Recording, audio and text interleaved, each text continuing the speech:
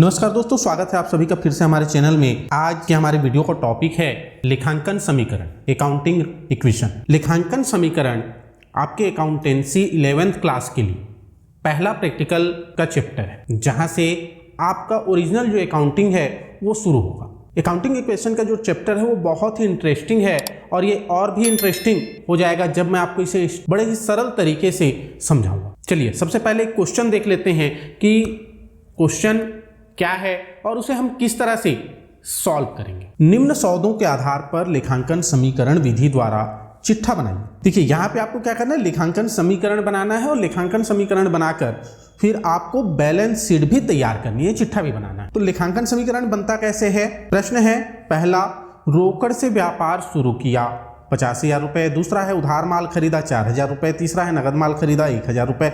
चौथा है फर्नीचर खरीदा 500 रुपये। पांचवा किराया चुकाया 200 रुपये। फिर आगे है आहरण किया 700 रुपये।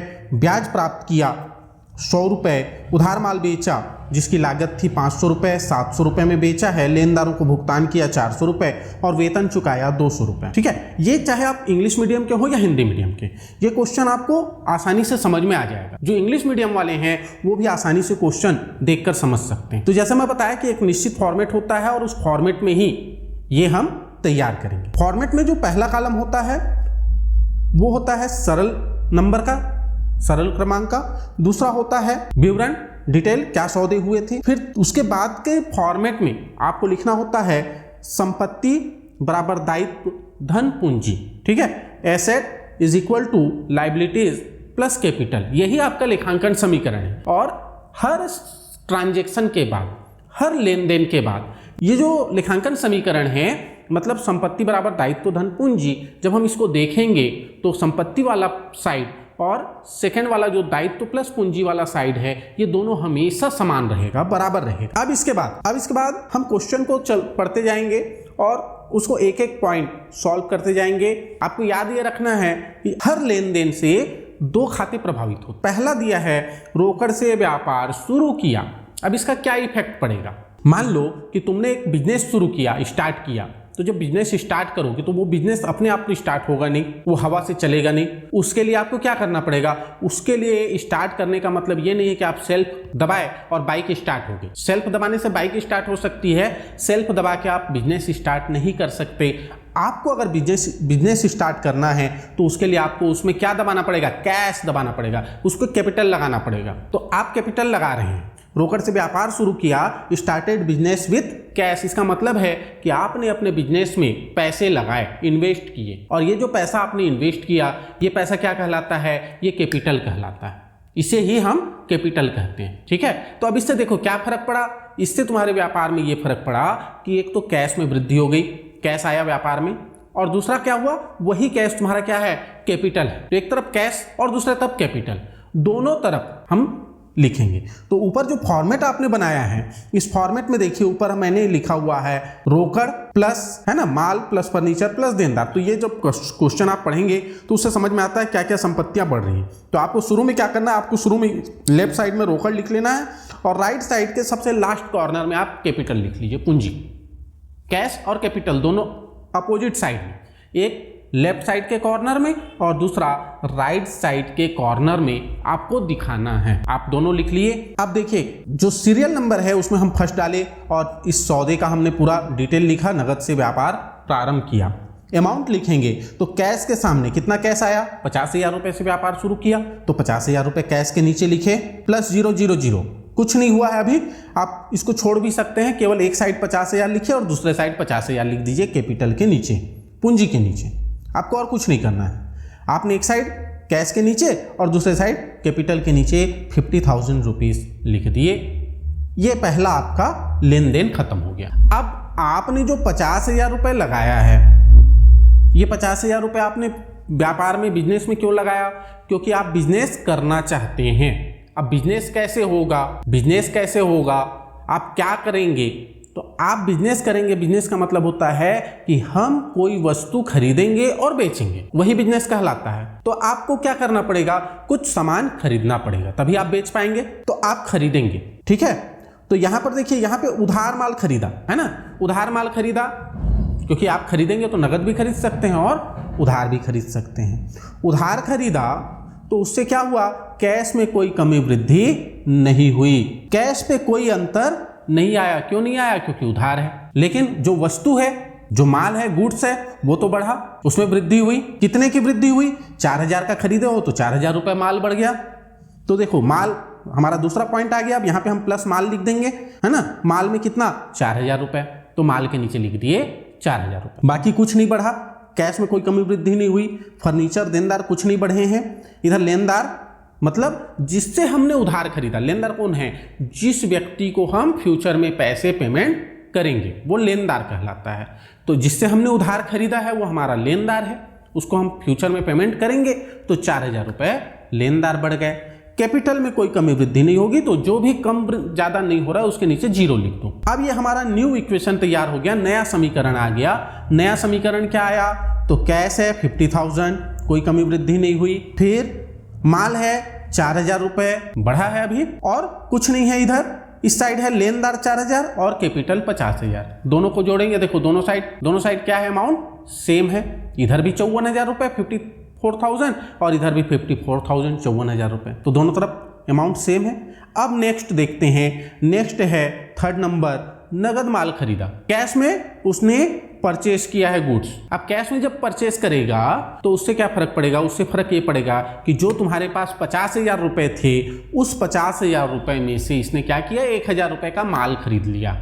तो 50,000 रुपये में से 1,000 की कमी होगी तो माइनस करेंगे। माइनस जब करोगे तो ब्रैकेट में लिखना, माइनस जब भी करोगे तो ब्रैकेट में लिखोगे -1000 रुपीज। 1,000 रुपये कैश में कमी आई और 1,000 रुपये का माल और खरीदे, तो जो पहले 4,000 रुपये की वस्तु थी, गुड्स थी, अब वो बढ़कर कितने की हो गई? 5,000। तो प्लस 1,000 रुपये यहाँ लिखेंगे। बाकी किसी चीज में कोई कमी वृद्धि नहीं हुई, तो सबके नीचे 0 0 0 लिख। ठीक। अब नया समीकरण, हर ट्रांजेक्शन के बाद आपका नया समीकरण बनेगा। हर ट्रांजेक्शन के बाद क्या बनेगा? नया समीकरण बनेगा। तो यहाँ पे नया समीकरण क्या बना? कैश जो 50,000 रुपये था उसमें से 1,000 रुपये कम हो गए, तो अब कितने बचे? अब बचे 49,000 रुपये। कितने बचे? 49,000 रुपये। और माल गुड्स पहले 4,000 का था, 1,000 का और खरीदे, 5,000 रुपये हो गया। बाकी कोई चेंजेस कहीं पर नहीं हुए। जहां चेंजेस होगा वहीं लिखेंगे। फिर चौथा नंबर, फर्नीचर खरीदा। अब दुकान चालू किए हो, है ना, दुकान चालू किए, पैसा लगा दिए, सामान खरीद लिए। अब कोई आएगा तो उसको बैठाने के लिए कुछ चाहिए ना, टेबल कुर्सी कुछ चाहिए ना दुकान में सामान बेचने के लिए। तो ये क्या कर रहा है? फर्नीचर खरीद रहा है। ठीक है, आपको बहुत सारा शोकेस बनाना पड़ेगा, रेक बनवाना पड़ेगा, तो सारा चीज़ है। ये फर्नीचर खरीद रहा है, 500 रुपये का खरीदा। ठीक है, तो 500 रुपये क्या हो गए हमारे? माइनस हो गए। किसमें से? कैश में से। पैसे तो खत्म हो रहे हैं ना, बिजनेस अभी स्टार्ट किए हो, तो जो 50,000 लगाए हो व्यापार में, अब तुम ये चाहोगे कि वो पैसा भी बचा रहे मेरे पास और मैं प्रॉफिट भी कमाऊं, तो ये संभव नहीं है। जो पैसा आपने लगाया वो पैसा धीरे धीरे कम होने लगेगा, क्योंकि हम सामान खरीद रहे हैं, एसेट खरीद रहे हैं। ठीक है, तो एसेट में वृद्धि हुई। कौन सा एसेट बढ़ा? कौन सी संपत्ति बढ़ी? फर्नीचर। तो एसेट साइड में एक कॉलम बढ़ा है, फर्नीचर का लिखे हैं। तो 500 रुपये कैश में कम हुआ। 500 रुपये कैश में कम होगा क्योंकि पेमेंट कर दिए, कैश में खरीदे हैं, और उतने का 500 रुपये का हमने क्या चीज़ खरीद लिया? फर्नीचर खरीद लिया। एक कुर्सी खरीदे होंगे, कस्टमर को बैठाने के लिए 500 रुपये में, और क्या आएगा? वही आएगा। तो 500 रुपये की एक कुर्सी खरीद लिए मान लो, तो वो हमारा फर्नीचर हो गया। तो 500 रुपये की एक कुर्सी आ गई, फर्नीचर आ गया। तो फर्नीचर में 500 रुपये ऐड कर देंगे और कैश में 500 रुपये कम कर देंगे। समझ गए? बाकी किसी चीज में, न माल में, न लेनदार में, और न ही कैपिटल में किसी प्रकार की कोई कमी होगी। फिर 5वां नंबर, पेड रेंट, किराया चुकाया 200 रुपये। किराया दिया, 200 रुपये कम हो गए, तो 200 रुपये कैश में और क्या हो गई? कमी आ गई। 200 रुपये और कम हो गए। और किराया ना तो माल है ना एसेट है, ये क्या है? ये एक्सपेंसेस है, खर्च है। और खर्च के कारण क्या होता है? खर्च के कारण जो तुम्हारा कैपिटल है वो कैपिटल क्या हो जाएगा? कम हो जाएगा। तो ये जो किराया है ये 200 रुपये माइनस होगा कैश में, और 200 रुपये माइनस होगा कहाँ? कैपिटल में। ठीक है, 200 रुपये कैश में और 200 रुपये कैपिटल में माइनस हो गया। अब नया समीकरण फिर बनेगा। नया समीकरण देखो, कैश बचा था 48,500 रुपये, उसमें से 200 और कम हो गए तो 48,300 रुपये बचे। और वस्तु में कोई, गुड्स में कोई कमी वृद्धि नहीं हुई, 5,000 रुपये का ही है। देनदार फर्नीचर 500 रुपए का है, 500 रुपए का फर्नीचर खरीदे थे, ठीक है। देनदार 0 है, लेनदार 4000 के हैं और जो पूंजी थी 50,000 रुपए, वो पूंजी घट के अब हो गई 49,800 रुपये, क्योंकि 200 रुपये रेंट पेड कर दिए, किराया पटा दिए तो 200 रुपये कम हो गया। फिर छठवां नंबर आहरण किया। आहरण मतलब मालिक जब अपने निजी यूज के लिए, अपने पर्सनल यूज के लिए व्यापार से पैसे निकालता है तो उसको हम कहते हैं आहरण, ठीक है। अब ये आहरण से क्या होगा, कैश में कमी आई, पैसा निकाल लिया उसने, कैश कम हो गया, और कैश कम होने के साथ साथ उसकी जो कैपिटल थी, उसका जो पैसा था पूंजी के रूप में, वो भी 700 रुपये घट गए।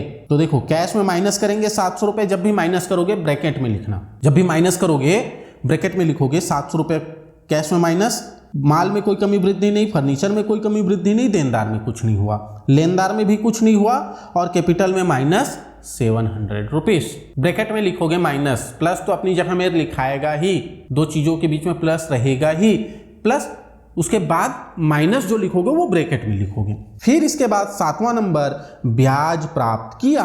लो अब जाके बेचारे को पैसा मिला, अभी तक तो पैसा खर्च ही हो रहा था, अब कहीं जाके उसको पैसे मिले, ब्याज मिला 100 रुपया, तो कैश में क्या हो गई, वृद्धि हो गई, 100 रुपये जुड़ गए, ठीक है। 100 रुपये ब्याज के प्लस हो गए, और क्योंकि ये इनकम है, आय है, और आय से कैपिटल बढ़ता है, व्यय से घटता है, आय से बढ़ता है, तो 100 रुपये क्या करोगे, कैपिटल में जोड़ दोगे।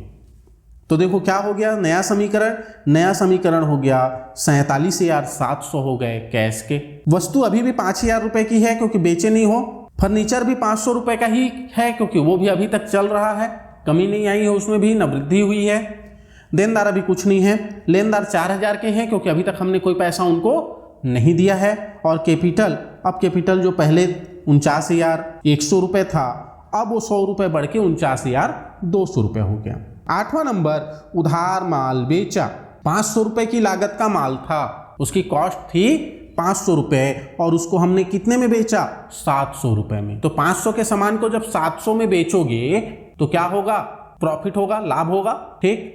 तो यहाँ पे देखो, यहाँ पे उधार बेचे हो इसलिए कैश में कोई कमी वृद्धि नहीं होगी, कैश में कोई कमी वृद्धि नहीं हो रही है, कुछ नहीं होगा।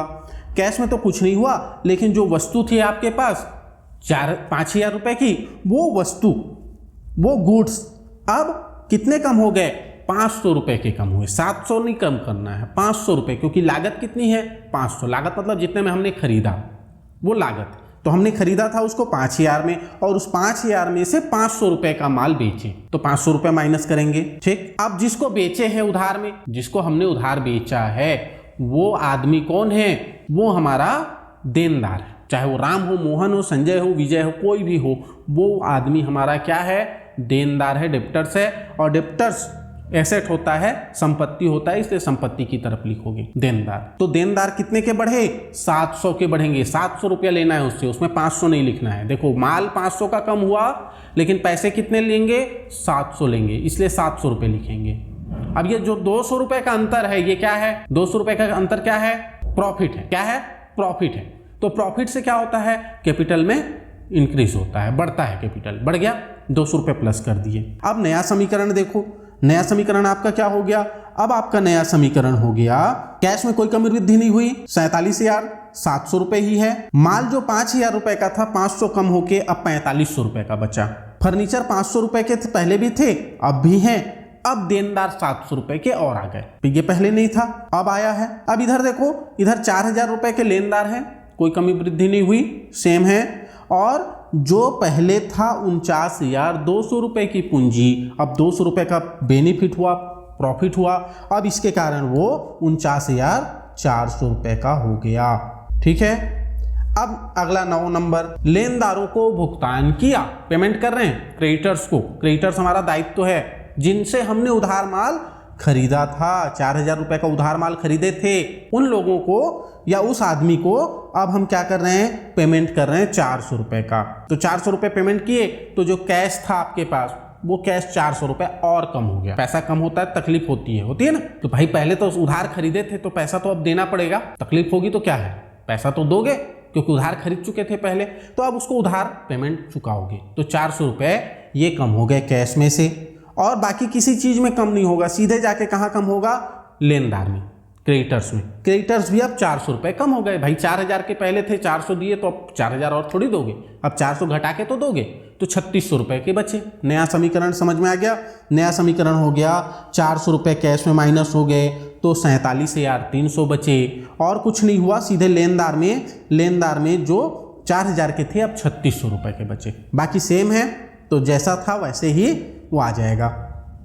लास्ट, वेतन चुकाया 200 रुपया, है ना। जो कर्मचारी तुम्हारे यहाँ काम कर रहा है, जो एम्प्लॉय है, उसको सैलरी दिए, 200 रुपये माइनस कर दिए, तो किस में माइनस करोगे, कैश में। सैलरी दिए मतलब क्या, कोई सामान तो दिए नहीं कि कोई सामान दिए, सैलरी दिए मतलब कैश दिए, पैसा दिए, तो पैसा कम हो गया, 200 रुपये की कमी आ गई पैसे में। और सैलरी क्या है, सैलरी क्या है, सैलरी एक्सपेंसेस है, व्यय है। व्यय से क्या होता है, कैपिटल कम होता है, तो कैपिटल में माइनस कर दिए 200 रुपये, और कहीं पे नहीं लगाए, सीधे माइनस किए पहला कैश में। हमेशा याद रखना, माइनस करोगे तो क्या हमें करोगे, ब्रैकेट में माइनस करोगे, और फिर कैपिटल में जाके वहां पर ब्रैकेट में माइनस करके 200 रुपये और दिखा दिए। अब देखो क्या हुआ, अब आपका जो कैश था 47,300 रुपये, उसमें से 200 रुपये घट गए तो 47,100 बचा। माल 4500 रुपये का था, 4500 का ही है, कोई कमी वृद्धि नहीं हुई। फर्नीचर 500 का था, 500 का ही है। देनदार 700 के थे, 700 के ही हैं। इस तरह से टोटल, इस तरफ का टोटल देखोगे तो इस तरफ का टोटल हो जाएगा 52,800 रुपये। कितना हो जाएगा, 52,800 रुपये। अब इधर देखो दायित्व की ओर, दायित्व में 3600 रुपये के लेनदार, ठीक, और 49,400 कैपिटल था, 200 कम हो गया 49,200, तो 49 और 3 52, 6 2 8, 52,800 रुपये इधर भी हुआ। दोनों साइड अमाउंट क्या आया, समान आया, सेम आया, तो आपका लेखांकन समीकरण सही है। लेकिन क्वेश्चन में लिखा है चिट्ठा भी बनाना है, बैलेंस शीट भी तैयार करना है। बैलेंस शीट कैसे बनता है, तो बैलेंस शीट बनाओगे, एक साइड लिखते हैं हम लायबिलिटीज, दायित्व, अमाउंट, राशि, फिर क्या लिखते हैं, फिर एसेट और अमाउंट, संपत्ति और राशि, बीचों बीच हेडिंग होता है ना, चिट्ठा, बैलेंस शीट, किस डेट में, तो जो डेट दिया रहता है उस डेट में, या डैश डैश डैश। अब क्या होगा, तो अब देखो लायबिलिटी साइड फर्स्ट कॉलम में आप क्या लिखेंगे, क्रेडिटर्स लिखेंगे, लेनदार। लेनदार का कौन सा अमाउंट लिखोगे, जो लेखांकन समीकरण बनाते समय लास्ट में आया 3,600 रुपये, वो लिखोगे। फिर लिखोगे कैपिटल, पूंजी, कैपिटल का कौन सा अमाउंट लिखोगे, जो लास्ट में आया, कितना आया लास्ट में, 49,200 रुपये। ये हो गया। अब एसेट साइड आ जाओ। अब एसेट साइड में क्या लिखोगे, कैश, रोकड़, कितना, 47,100 लास्ट पॉइंट। फिर गुड्स, स्टॉक, स्टॉक में कितना लिखोगे, स्टॉक में लिखोगे 4,500 रुपये। फर्नीचर 500 रुपये, और देनदार, डेबिटर्स, डेबिटर्स कितना लिखोगे, 700 रुपये। अब दोनों तरफ का टोटल करोगे एक समान शीट में, बराबर में, दोनों साइड का टोटल करोगे, दोनों साइड का टोटल कितना आएगा, बराबर आएगा 52,800 लायबिलिटीज साइड का और 52,800 एसेट साइड का। जब ये बराबर आया मतलब आपका बैलेंस शीट सही है, आपका लेखांकन समीकरण सही है। उम्मीद है कि ये वीडियो आपको अच्छा लगा होगा, ये समझ में आ गया होगा कि किस तरह से लेखांकन समीकरण आप बनाएंगे। अगर वीडियो अच्छा लगा है तो अपने दोस्तों को शेयर करना ना भूलें। अगर आपके मन में कोई डाउट है तो डाउट क्लियर करने के लिए आप कमेंट बॉक्स में अपना डाउट रख सकते हैं कि कहीं पे आपको कोई चीज़ समझ में नहीं आई तो क्या समझ में नहीं आया। वीडियो कैसा लगा ये भी कमेंट बॉक्स में आप जरूर बताइए। अगर अभी तक आपने चैनल को सब्सक्राइब नहीं किया है तो इस तरह के और वीडियो के लिए चैनल को सब्सक्राइब करना ना भूलें। मिलते हैं अपने नेक्स्ट वीडियो में इसी तरह के एक और क्वेश्चन के साथ। तब तक के लिए जय हिंद, जय भारत।